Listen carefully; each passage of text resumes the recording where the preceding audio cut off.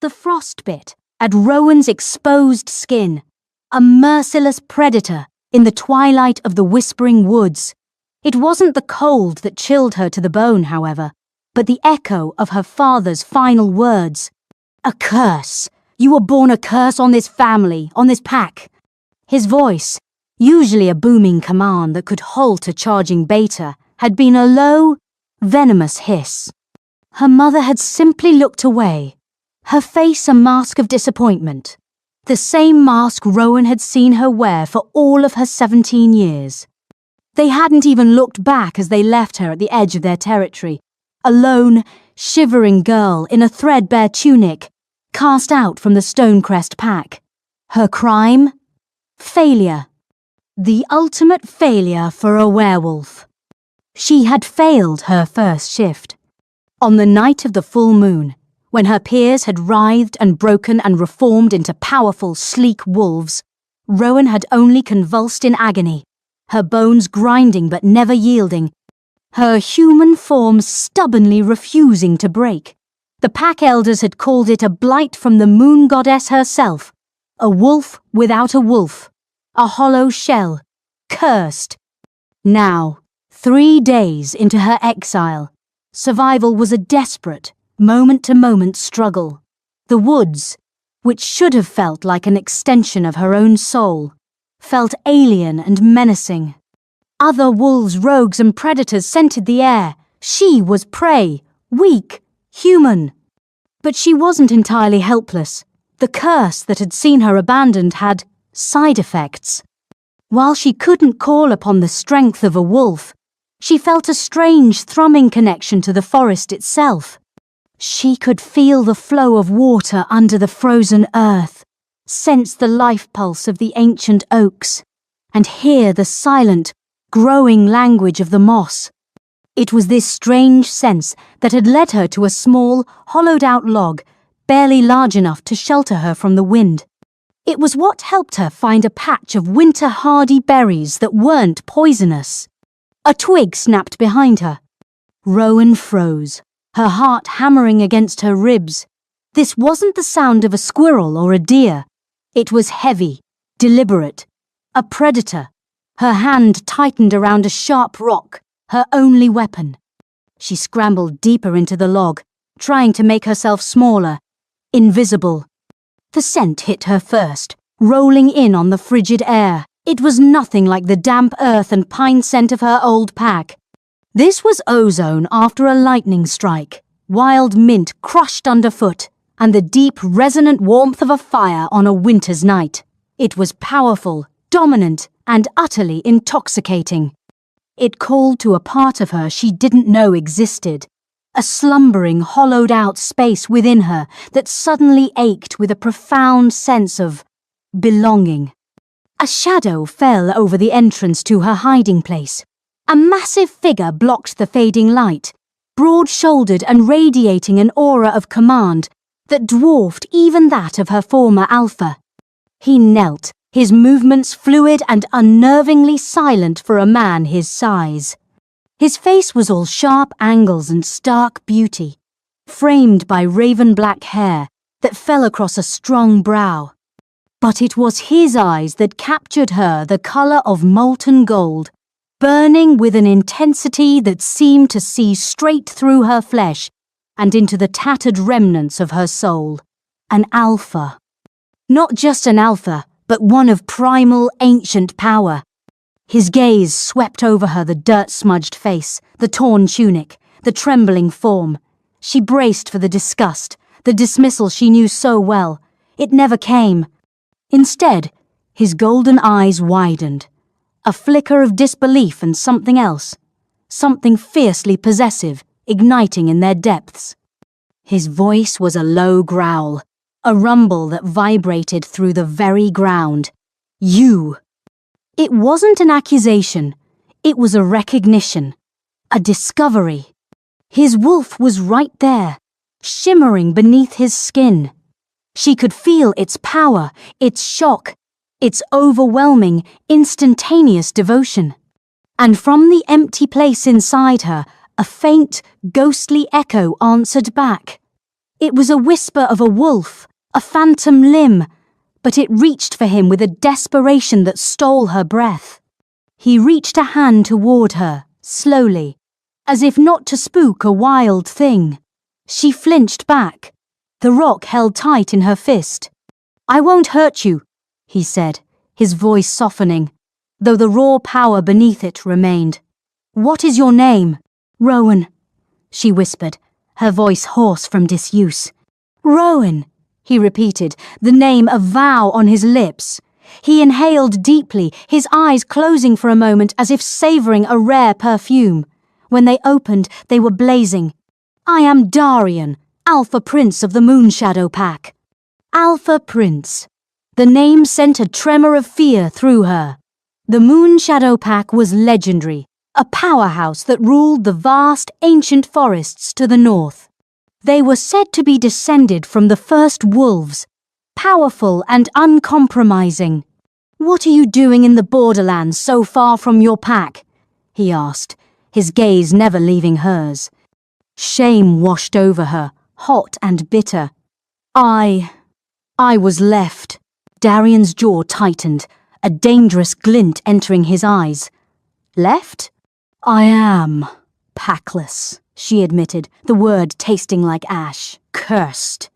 She expected him to recoil, to stand up and leave her to her fate.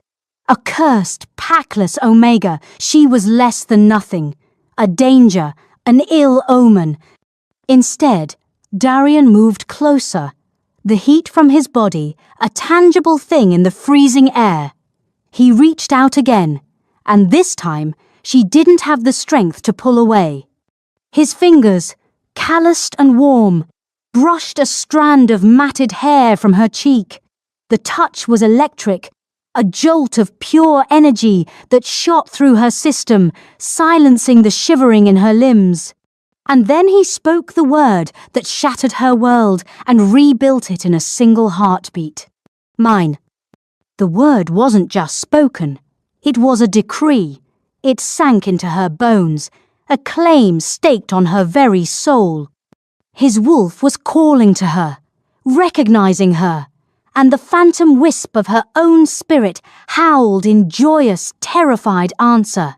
The mate bond. It was the stuff of myth and whispered stories, an instantaneous, unbreakable connection, a fate decreed by the moon goddess herself. And it was happening to her. Cursed, broken Rowan.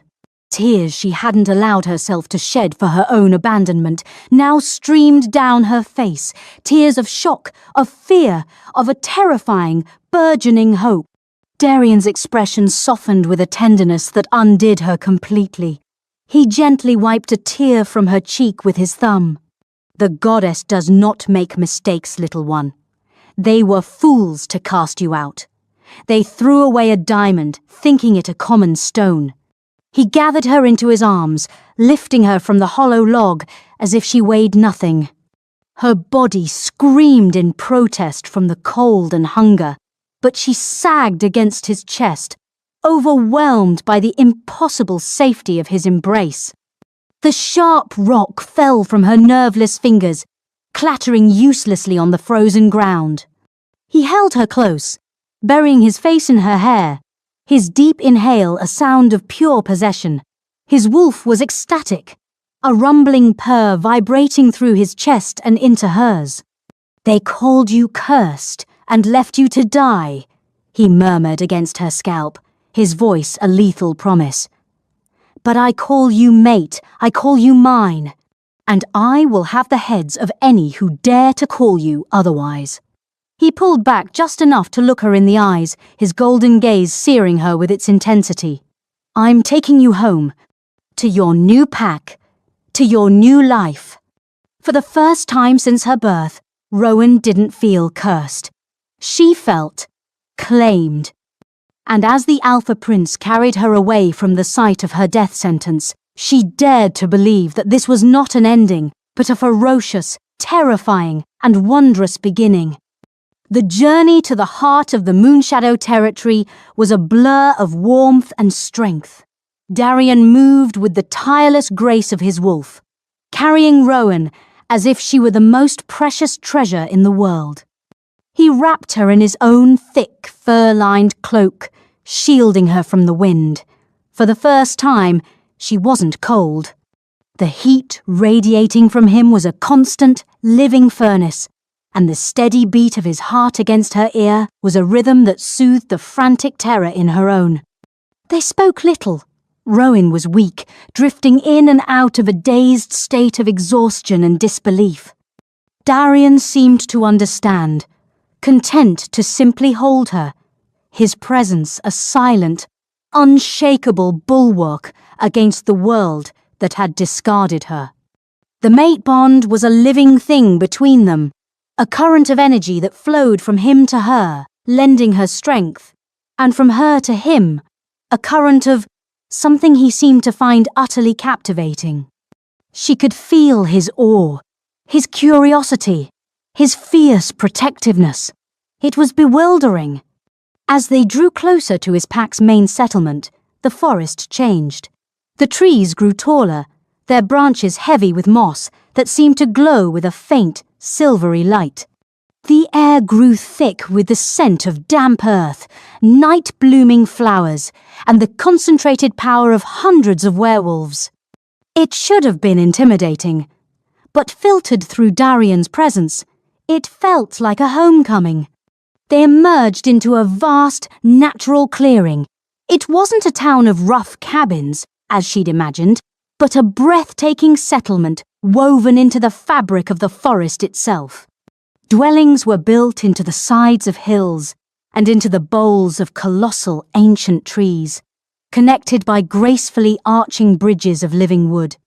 A waterfall cascaded down a rock face into a shimmering pool, its mist catching the moonlight and scattering it like diamond dust.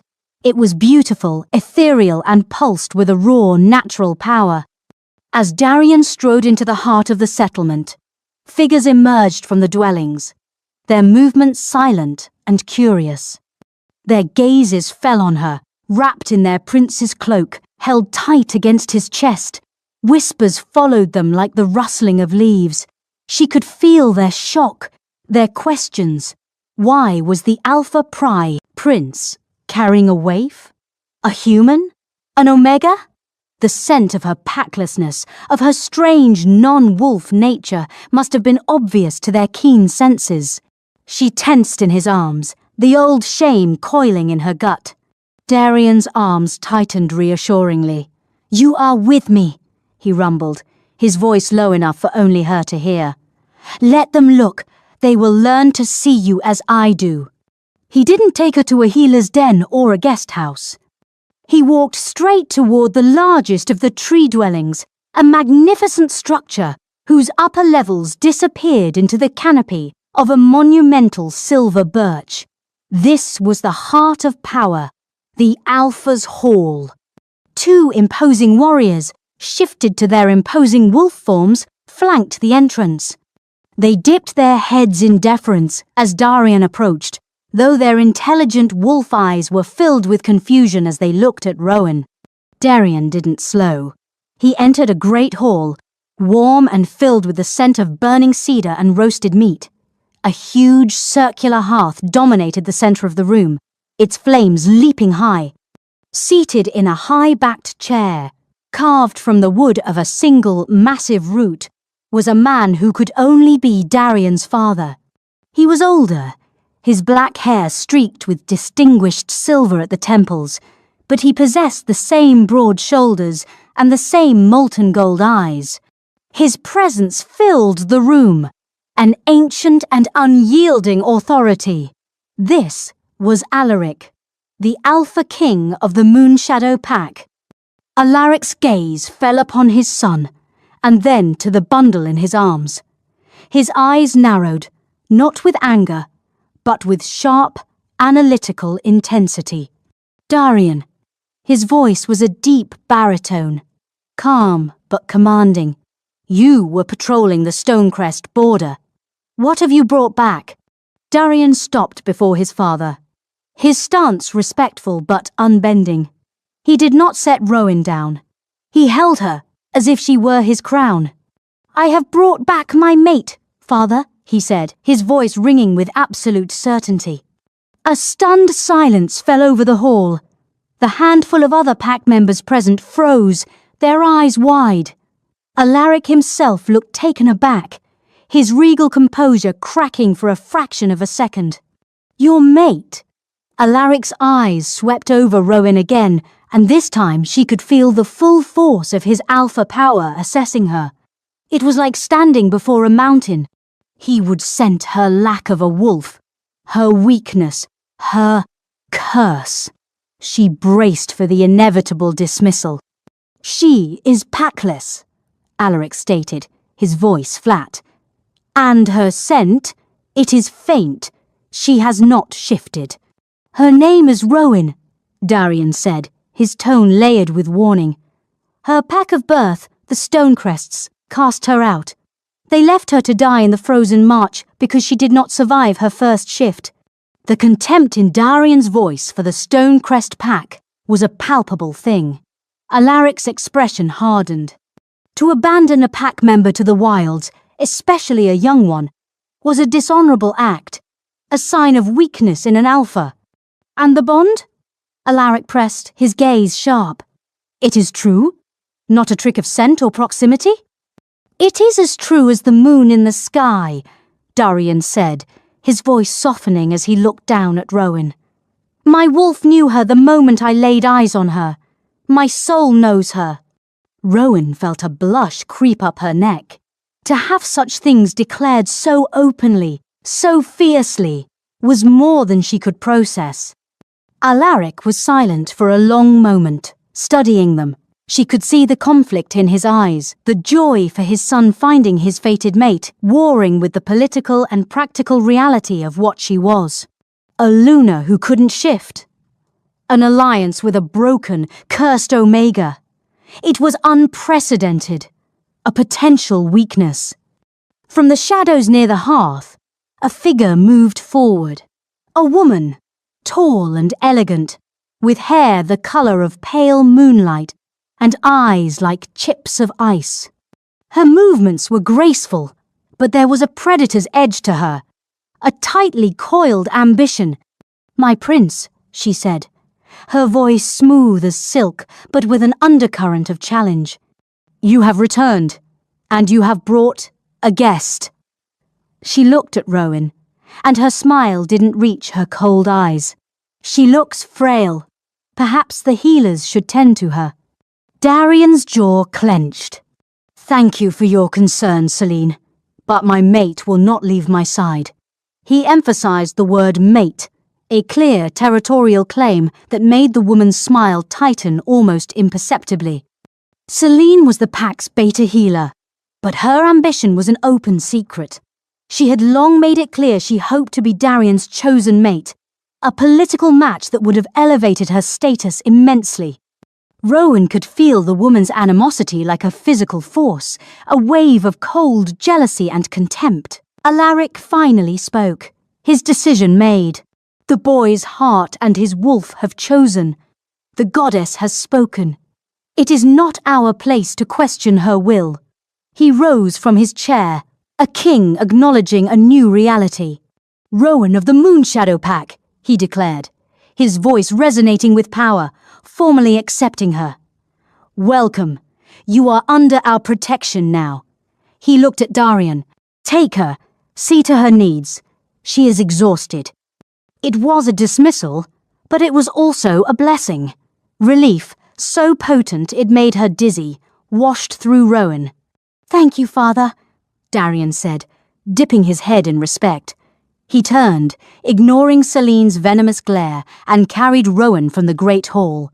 He took her up a spiralling staircase, carved into the living wood of the tree, to his private chambers. The room was spacious and masculine, with furs thrown over a large bed and a balcony that opened up to a stunning view of the moonlit forest. A fire was already crackling in a stone hearth. He finally set her down on the edge of the bed, his movements gentle. For the first time, she was standing on her own 2 feet. and she felt impossibly small in the vastness of the room, in the vastness of her new life. Darian knelt before her, taking her small, dirt-stained hands in his. "I know this is overwhelming," he said softly, "but you are safe here. No one will ever harm you again. I swear it on my life." "Why?" she whispered, the question that had been burning in her mind. "Why me? I am nothing. I'm broken." Darian's golden eyes were fierce with sincerity. "You are not broken. You are different. When I first scented you, it wasn't just your distress I smelled. It was the scent of ancient earth, of deep roots, of the forest after a spring rain. It's a scent my wolf has been searching for its entire life. Whatever this curse is that they named, it is the very thing that makes you, you, and it is the thing my soul requires." He stood and began to busy himself, pouring a basin of warm water, laying out clean, soft clothes, a simple tunic and leggings that looked impossibly fine to her. He found a loaf of bread and a piece of cheese, placing them on a small table. He did it all with a quiet efficiency, giving her space, but never letting her feel alone. "Eat," he urged gently, "and then rest. We have much to talk about, but it can wait for the dawn." She ate, the simple food tasting more delicious than any feast she'd had in her old pack. As she chewed, she watched him. The Alpha Prince, her mate. He stood by the balcony, looking out at his lands, a silent guardian. The moonlight caught in his dark hair, and she saw the immense weight of responsibility he carried. He was a prince, a future king, and he had just bound himself to a girl with no wolf, no status, and no power. He had claimed her in front of his father and his pack, defying convention and inviting challenge. He hadn't hesitated. He had simply chosen her. As she finished the last of the bread, a profound exhaustion settled over her. Darian turned as if sensing her fatigue. He gestured to the bed, with its mountain of soft furs. "Sleep, Rowan." She hesitated, her ingrained fear and insecurity rising up. She was not worthy of such comfort, of his bed. He seemed to read her thoughts. A soft smile touched his lips. "It is your bed now, too." He walked over and pulled back the furs, his message clear. Shyly, she slipped into the bed, sinking into a world of warmth and softness she had never imagined. It smelled of him of mint and lightning and safety. He pulled the furs up to her chin, his knuckles brushing her cheek. The innocent touch sent a shiver of awareness through her. He didn't join her in the bed. Instead, he took a thick fur and settled into a large chair near the fire, positioning himself between her and the door. A protector, a sentinel. "Sleep well, my mate," he murmured, his golden eyes glowing in the firelight. As her eyes drifted shut, the last thing she saw was the silhouette of her Alpha Prince, watching over her. The whispers of the pack, the cold glare of Selene, the judgment of the Alpha King, it all faded away. For the first time in her life, Rowan fell asleep feeling not cursed, but cherished. And in the safety of his presence, the phantom wolf inside her finally slept without fear. The next few days passed in a haze of healing and discovery. Rowan's body, battered by the cold and starvation, slowly recovered under a constant supply of warm food and deep, restful sleep. Darian was a constant, steady presence. He seemed to understand her deep-seated fear of being a burden, of being underfoot, and he moved around her with a gentle, non-demanding patience that slowly began to dismantle the walls around her heart. He would bring her meals himself, sitting with her while she ate, telling her stories of his pack and the history of the Moonshadow lands. He spoke of the great trees that formed their homes, of the pacts their ancestors had made with the spirits of the forest, and of the sacred duty of the Alpha to protect not just the pack, but the land itself. In his words, she heard a reverence for nature that resonated with the strange, thrumming connection she felt to the world around her. Her curse was a quiet thing in these first few days, a constant, low-level hum of awareness.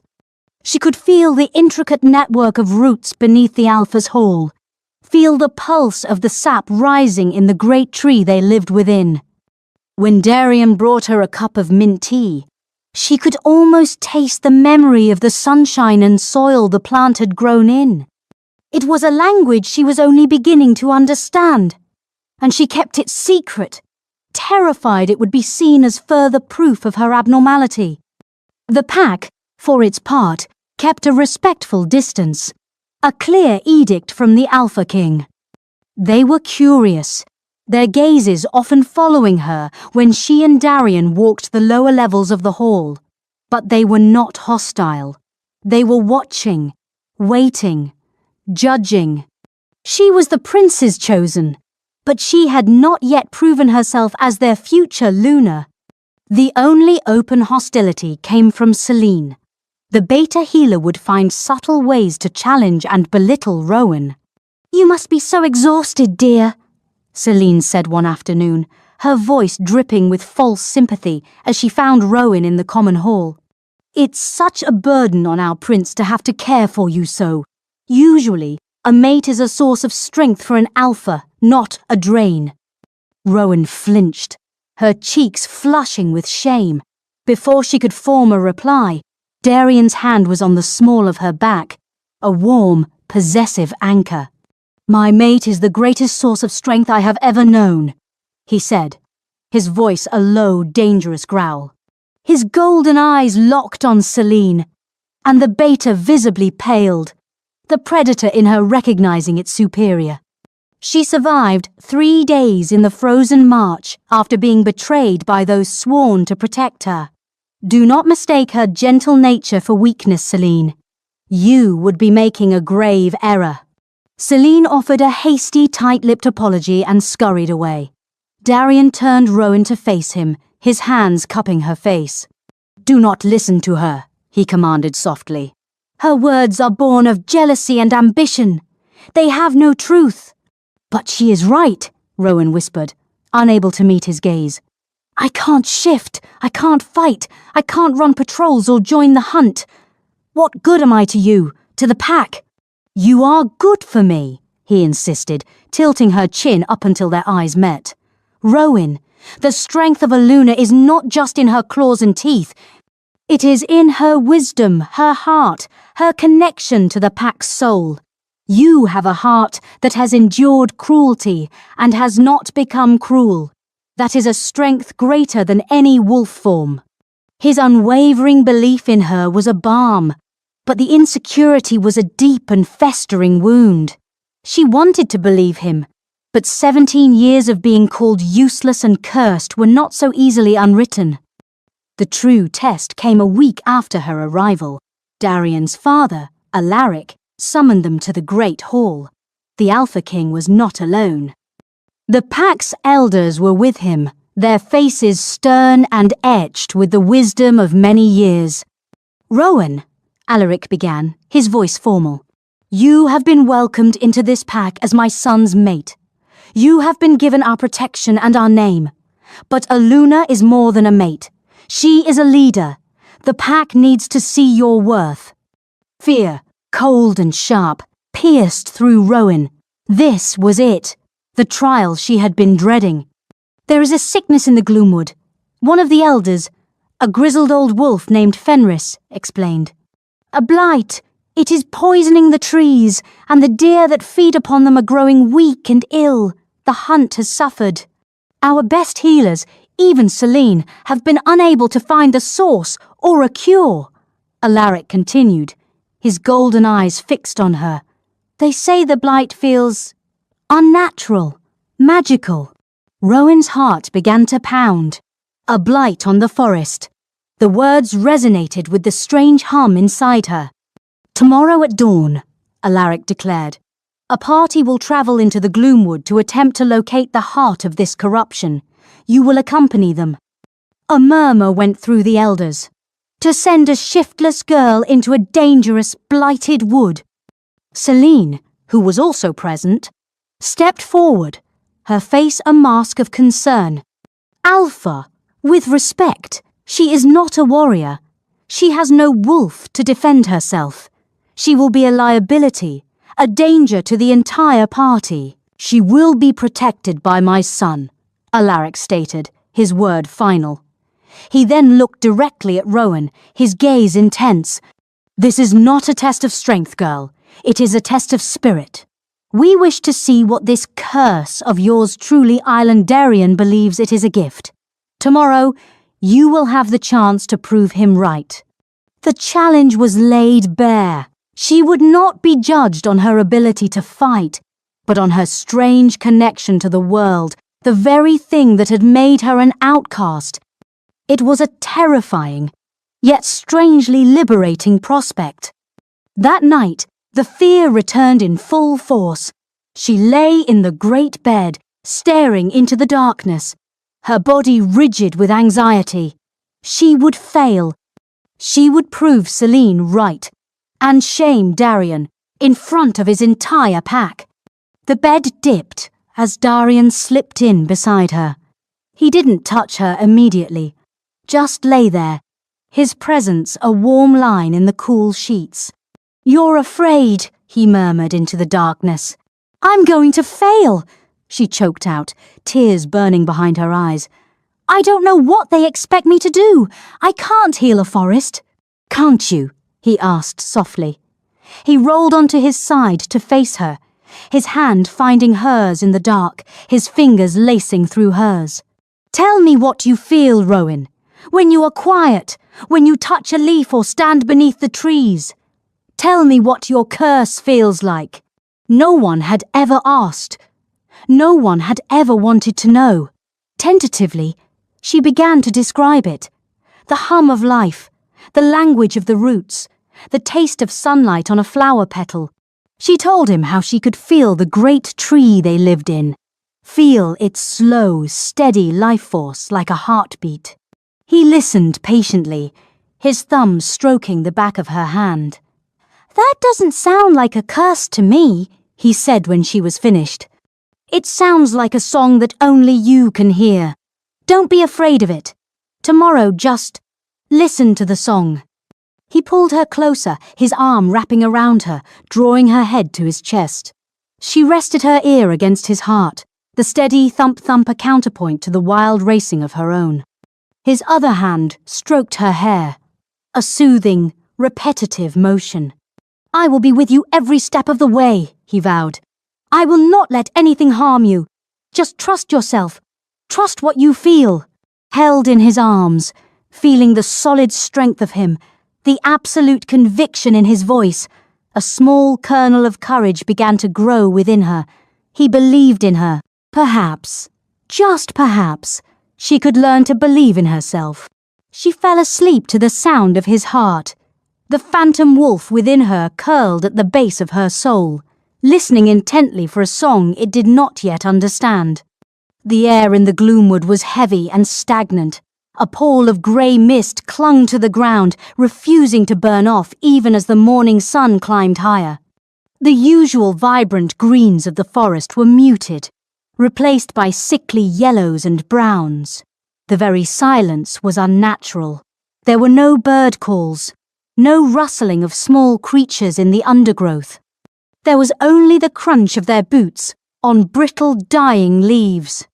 Rowan walked in the centre of the party, a small human figure, amidst a dozen powerfully built werewolves. Darian was a constant presence at her side, his hand resting lightly on her back, his golden eyes scanning their surroundings with predatory focus. Selena walked near the front, her posture radiating disapproval, her occasional backward glances filled with scorn. The further they went, the more oppressive the feeling became. The other wolves, with their heightened senses, grew agitated. They smelled decay, a wrongness that set their teeth on edge. To Rowan, it was more than a smell. It was a feeling, a deep, aching pain that resonated from the earth itself. It felt like a wound, infected and weeping. The hum of life she usually felt from the forest was weak here, a faint and struggling pulse beneath a cacophony of sickness. It was agonizing, like listening to a beloved friend cry out in pain. "The blight grows stronger here," one of the warriors muttered, his hand on the hilt of his blade. "The source must be near," Celine announced, her voice crisp and authoritative. "Spread out. Look for any signs of unnatural growth, any focus of the corruption." The warriors began to move apart, their steps cautious. Darian stayed glued to Rowan's side. "What do you feel?" he murmured, his voice a low rumble only she could hear. "It hurts," she whispered, her hand instinctively going to her chest. "The land, it's in pain. It's coming from that way." She pointed toward a dense thicket of gnarled, leafless thorns. Celine overheard. "The thorns? That thicket is impenetrable, and likely full of vipers. The source will be something more obvious. A corrupted spring, a blighted tree." She was already moving in the opposite direction, toward a grove of skeletal-looking aspens. The other wolves hesitated, looking between the beta healer and their prince. Darian's trust in Rowan was absolute. "We'll check the thorns," he said, his voice leaving no room for argument. He looked at Rowan. "Lead the way." With a deep breath, she moved toward the thorn thicket. The closer she got, the more intense the feeling of pain became. It was a sharp, stabbing agony now, centered just beyond the wall of brambles. The thorns were black and wicked, laced together so tightly it seemed impossible to pass. "There's no way through," a warrior named Garrick said, shaking his head. Rowan stopped before the wall of thorns. She closed her eyes, shutting out the skeptical faces of the others, and focused on the feeling Darian had told her to trust. She reached out, not with her hands, but with her senses, with that strange green part of her soul. She didn't try to fight the thorns. She tried to listen to them. They were in pain, too, twisted and sickened by the same blight. But beneath the pain, she could feel their life force, however faint. They were not evil, merely afflicted. "Let us pass," she thought, not in words but in a feeling. A plea of shared pain, a promise of healing. "The source of your sickness is within. Let us help." Something incredible happened. A low groaning sound, like the stretching of old wood, filled the air. The thorns, sharp and interlocking, began to slowly, painstakingly pull apart. Twisted branches untwined themselves, creating a narrow, arching tunnel through the heart of the thicket. The other wolves gasped, their eyes wide with disbelief. Celine, who had turned back at the sound, stared with her mouth agape, her expression a mixture of shock and fury. Darian simply watched Rowan, a look of fierce pride on his face. Rowan opened her eyes and walked into the passage the thorns had made for her. The others followed, their previous skepticism replaced with a new, awestruck respect. The tunnel opened into a small, hidden clearing. In the center was the source of the blight. It was a shard of obsidian-like rock, half buried in the earth, pulsing with a malevolent violet light. It was not of this world. Dark, corrupting veins spread out from it like black roots, poisoning the soil, killing everything they touched. At its base, the ground was black and cracked, and the air smelled of rot and dark magic. Guarding the shard was a beast from a nightmare. It was a great bear, but twisted and corrupted. Its fur was patchy and matted. Its eyes burned with the same violet light as the stone, and sickly, unnatural thorns grew from its back. It was a creature of the forest that had been warped by the blight's power, turned into its mindless guardian.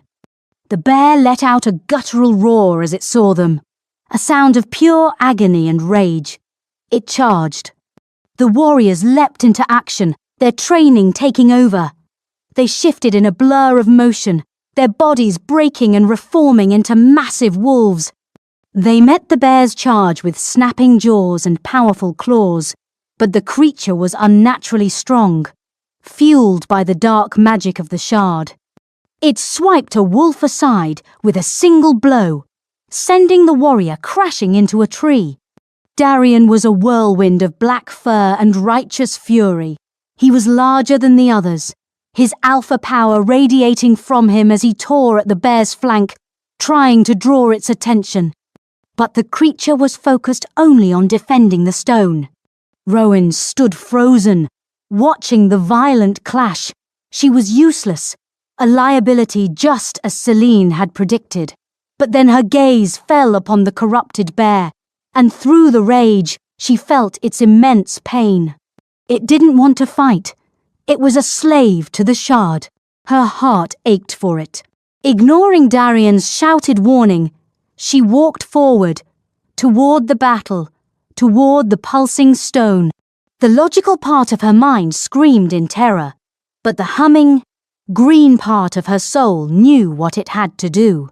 The bear, seeing her approach the shard, bellowed and shook off two wolves, turning its maddened violet gaze on her. It reared up on its hind legs, ready to bring its massive claws down upon her. "Rowan, no!" Darian roared, trying to intercept. But Rowan didn't run. She stood her ground, held up a hand, and closed her eyes again. She didn't have claws or fangs, but she had her gift. She reached out with her spirit, not to the bear's rage, but to the flicker of true forest spirit still trapped within it.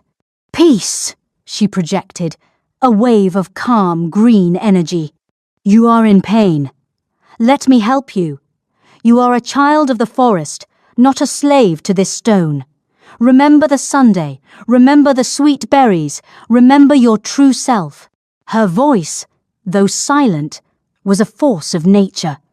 It was the scent of clean earth, the feeling of cool water, the memory of a deep winter's sleep. The green healing energy washed over the corrupted bear. The creature halted its attack, its claws frozen in mid-air. A tremor ran through its massive frame. The violent violet light in its eyes flickered, warring with a dawning awareness. A low, mournful whine escaped its throat, a sound not of rage, but of confusion and deep, deep sorrow. It slowly lowered itself back to all fours, the madness receding from its gaze. The wolves stared, frozen in their battle stances, utterly stunned. Rowan didn't stop. Keeping her focus on the now subdued bear, she walked past it until she stood before the pulsing obsidian shard. The waves of corruption washing from it were nauseating, a pure distillation of decay. It felt like plunging her hands into ice, but she could also feel the land beneath it, crying out, suffocating. She knelt and placed both of her hands on the cold, corrupted earth beside the stone. She didn't try to fight the darkness. She focused on the life beneath it. She poured her own energy, her own strange, vital gift, into the soil. She offered it the memory of life, a song of green and growing things. "Grow," she urged the earth. "Live." Where her hands touched the ground, a miracle occurred. A tiny green sprout pushed its way through the cracked, black soil, then another and another. A circle of vibrant green life began to spread out from her hands, pushing back the darkness. The grass grew with impossible speed, lush and verdant, fighting back against the encroaching blight. The black, corrupting veins in the earth began to sizzle and retract from the touch of this pure, new life. The obsidian shard reacted violently. It let out a high-pitched shriek, and the violet light within it flared. But it was being starved, its connection to the land severed by Rowan's healing touch. The light flickered, dimmed, and with a final, sickening crack, The stone shattered into 1,000 pieces of dull, powerless rock. A collective sigh seemed to pass through the gloomwood. The oppressive weight in the air lifted. A sunbeam pierced the canopy for the first time, illuminating the clearing. The corrupted bear shook its head, as if waking from a long nightmare, the last of the violet light fading from its eyes. It looked at Rowan with something like gratitude, then turned and lumbered peacefully back into the now healing forest. The wolves shifted back to their human forms, their faces a canvas of awe and reverence. They looked from the shattered stone to the circle of impossible green, and then to Rowan, who was still kneeling, pale and trembling from the effort. Celine's face was ashen, her ambition replaced by pure, unadulterated shock. She had seen the impossible. Darien was at Rowan's side in an instant, dropping to his knees and gathering her into his arms. "Rowan," he breathed, his voice thick with emotion. He held her tight as if he could pour his own strength back into her. "You did it. By the goddess, you did it." She leaned against him, utterly spent but filled with a staggering sense of purpose. She had not fought. She had healed. She had not used teeth and claws. She had used her heart, her spirit, her curse. The other warriors gathered around, their gazes no longer filled with skepticism, but with wonder. Garrick, the warrior who had doubted her, dropped to one knee. "My Luna," he said, his voice rough with respect. One by one, the other wolves knelt before her. They knelt before the shiftless girl, the cursed Omega, the waif their prince had brought back from the brink of death. In the heart of the dying woods, surrounded by the new life she had created, Rowan finally understood. Her parents had been wrong. Her old pack had been wrong. She wasn't cursed. She wasn't broken. She was a Viridian wolf, a healer of the land, a power not seen in generations. And as she looked up into the proud, adoring, golden eyes of her mate, she knew she was finally home. The return to the Moonshadow settlement was a triumph. The story of Rowan's feat in the gloomwood spread like wildfire, carried by the awestruck warriors who had witnessed it. They spoke of how she had faced down the corrupted bear not with force, but with a strange, calming power. They described with reverence how she had commanded the thorns to part and healed the very earth with her touch, shattering the blighted stone that had stumped their most skilled trackers and healers. By the time the party reached the Great Hall, the entire pack was assembled, their faces alight with curiosity and wonder. When they saw the warriors who had accompanied her, proud and fierce wolves, kneel as she passed, a wave of understanding and acceptance rippled through the crowd. This was not the weak, cursed girl they had first seen. This was a Luna of a different kind of power. Alaric stood waiting on the steps of the Alpha's hall, his golden eyes filled with a profound, solemn respect. Celine stood behind him, her face pale, her earlier arrogance completely stripped away, replaced by a grudging, fearful acknowledgement.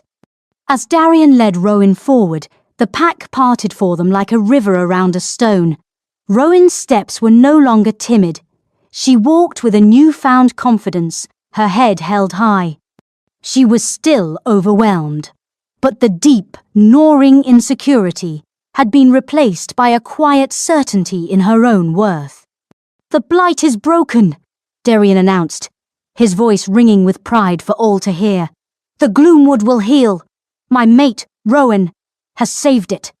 He didn't need to say more. The proof was in the faces of the warriors who had been there. Alaric descended the steps and stood before Rowan. The great Alpha King, who commanded the respect of every pack in the Northern Territories, looked down at the small girl his son had chosen. "They called you cursed," Alaric said, his deep voice resonating through the clearing. "They were blind. What you possess is not a curse, but a sacred gift." A blessing from the goddess not just to my son, but to our entire pack. You have healed the land, which is the soul of our people. There is no greater strength a Luna could possess." He then did something that stunned the entire pack into silence. The Alpha King bent his knee, bowing his head to her in a gesture of ultimate respect. "Luna Rowan," he declared, "we are honored to have you." A roar of approval erupted from the pack.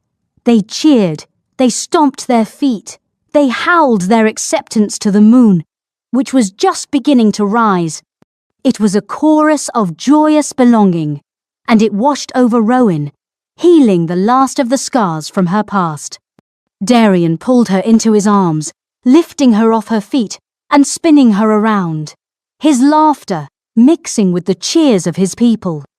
Later that evening, as the pack celebrated with a feast in the great hall, a messenger arrived, breathless and grim-faced.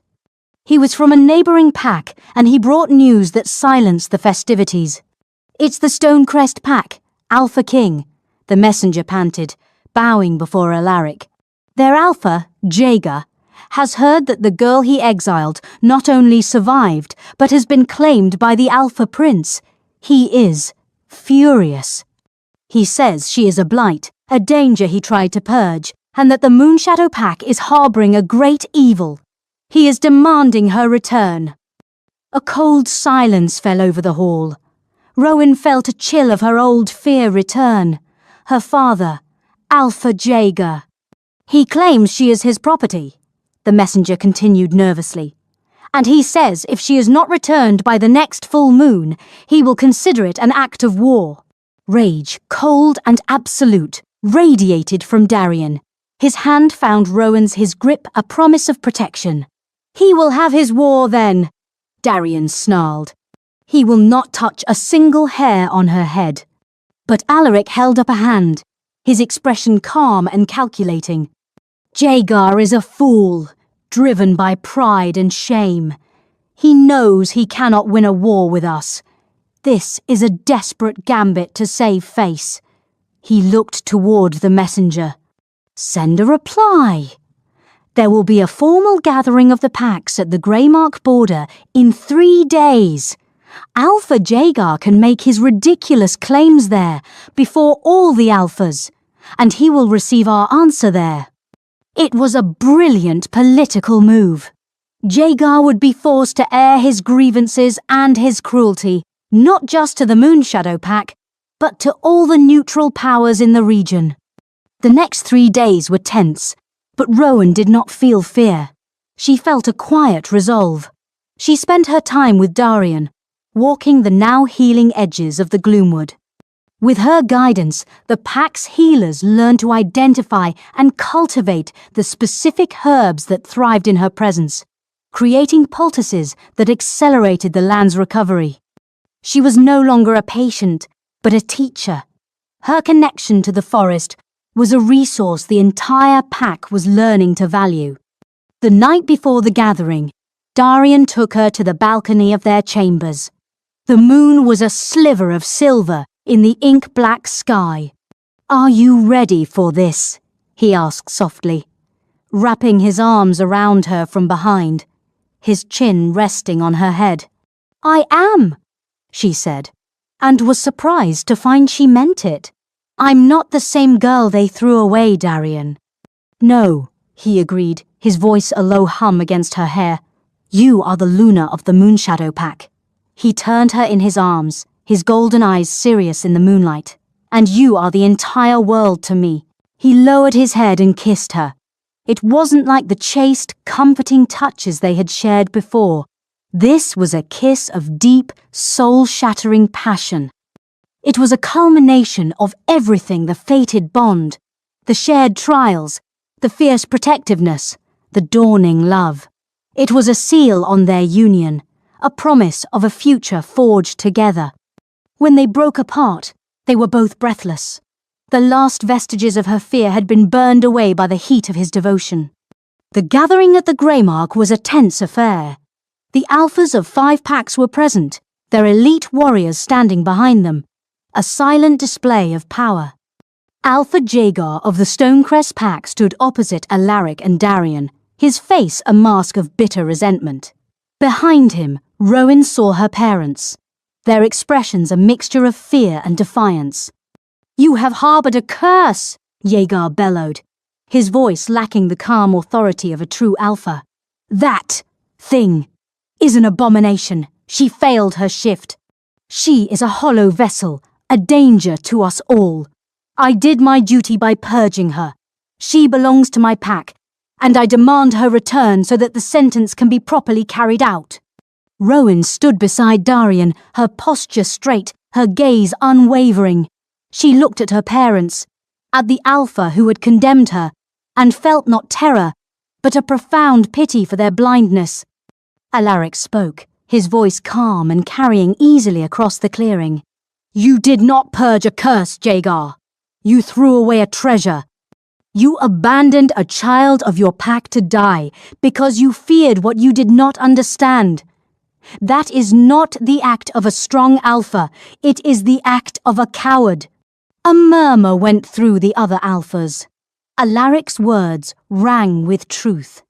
"And she is not yours to demand," Darian added, his voice like flint. "She is my fated mate, claimed by me, accepted by my pack, and blessed by the goddess. She is the Luna of the Moonshadow Pack. If you wish to take her, you must go through me and all my warriors." Jaeger paled. It was a direct challenge he could not hope to win. But it was Rowan who delivered the final blow. She stepped forward, her small frame seeming to radiate an immense, quiet power. "I am not a thing to be claimed or discarded," she said, her voice clear and steady, carrying to every corner of the clearing. "You call me a curse because I cannot take the form of a wolf, but my gift is to the land, which gives us all life." She knelt, placing a hand on the neutral ground of the Greymark, a place known for its sparse, rocky soil. She closed her eyes and did as she had done in the Gloomwood, pouring her spirit into the earth. A collective gasp went through the assembled packs. From the barren ground where her hand rested, a patch of brilliant blue moonpetal flowers bloomed, unfurling their petals to the sky with impossible speed. They were a rare, sacred flower, said to only grow in places with the goddess's direct blessing. Rowan stood, leaving the patch of impossible beauty as a testament to her power. She looked directly at her former alpha. "My name is Rowan. My wolf is the very earth you stand upon. I am no one's property. I am the Viridian Luna of the Moonshadow Pack, and I am home." The other alphas stared, first at the flowers, then at Rowan, with dawning comprehension and awe. They had witnessed a miracle. Jaeger's claims turned to dust, exposed as the jealous rantings of a weak and foolish leader. He was shamed, his cruelty and ignorance laid bare for all to see. He and his pack retreated, their heads bowed, their honor in tatters. Rowan's parents didn't even look at her as they left. They simply scurried away in the shadow of their disgraced alpha. The girl they had thrown away was now a power in her own right, beloved and revered, while they were tied to a failed pack. That was a sentence far more fitting than any she could have imagined. As the Stonecrest pack disappeared, Darian pulled Rowan to his side, his arm wrapping securely around her waist. The other alphas approached, not with suspicion, but with offers of alliance and friendship, eager to be aligned with this new, strange power. Standing beside her mate, accepted by her people, and respected by the world that had once scorned her, Rowan looked out at her future. It was a future not of surviving, but of thriving. She was not the cursed girl left to die. She was Rowan, the Alpha Prince's mate, a healer of the land, a Luna whose strength came not from the beast, but from the heart. And her story, she knew, was just beginning.